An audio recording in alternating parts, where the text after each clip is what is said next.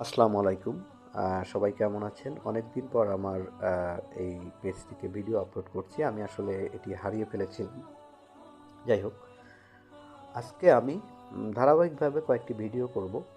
এটি এই জন্য যে আমরা যখন ধর্মীয় বিষয় জানার জন্য সোশ্যাল মিডিয়াতে আসি আসলে তখন বিভিন্ন ধরনের মানুষের বক্তব্য শুনতে পাই। যেমন আমার এই কথাগুলো কেউ একজন শুনবেন। আর তথ্য এগুলো আমাদেরকে প্রভাবিত করে।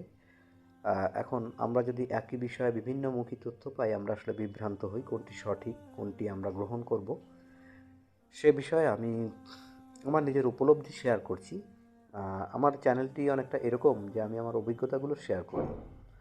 বর্তমানে সোশ্যাল মিডিয়াতে আপনি যখন ধর্মীয় বিষয়ে কোনো কিছু শোনার জন্য বা কোনো জ্ঞান অর্জনের জন্য যাবেন কয়েক ধরনের মানুষ পাবেন। যেমন একটা গ্রুপ রয়েছে, প্রথমে এদের কথা বলি, নাস্তিক। এরা মুসলিম ছিল, বাংলাদেশের মানুষ, এরা নাস্তিক হয়েছে, এখন ইসলামের বিরুদ্ধে কথা বলে।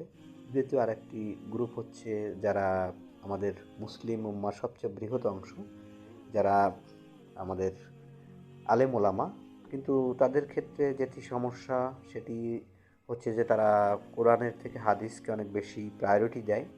আরেকটি শ্রেণী আছে যারা শুধু কোরআনকে মানে, এমনকি কোরআন মানার কথা বলার কারণে তারা যেমন প্রচলিত সালাদের বিরুদ্ধেও কথা বলে।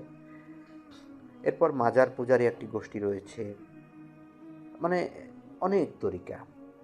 এবং পরস্পরের মধ্যে আমি যে একদম কমন একটি বৈশিষ্ট্য পাই তা হচ্ছে যে তারা প্রত্যেকেই তাদের নিজের দলগত অবস্থানে এত বেশি দৃঢ় যে অন্য দলগুলোর বিষয়ে প্রচুর সমালোচনাও করেন এবং বিষাদগার বা বিরুদ্ধচারণ করেন। এখন আমি সেই প্রত্যেকটি অংশের আচরণগুলোর কারণ যেটি আমার মনে হয়েছে যে কেন এরা এই পরস্পর বিরোধী অবস্থান করছে এবং উদ্দেশ্যটা কী, কী কারণে এই পার্থক্যটা, মত পার্থক্য। এখানে একটি কথা বলা প্রয়োজন, পবিত্র কোরআনে আল্লাহ তাআলা স্পষ্ট বলেছেন যে তোমরা মুসলিম উম্মাহ সবাই এক উম্মাহ হিসাবে থাকতে, অর্থাৎ পরস্পর বিচ্ছিন্ন হতে আল্লাহ তাআলা নিষেধ করেছেন। এখন দলগত অবস্থান যখন বিভিন্ন দল উপদল সৃষ্টি হয় এটি কিন্তু একত্রে অবস্থানের বিপরীত একটি দিক, অর্থাৎ পরস্পর বিরোধী হওয়া, পরস্পর থেকে বিচ্ছিন্ন হয়ে যাওয়া। এখন এটি কিন্তু আল্লাহ তাআলার নির্দেশের খেলাফ।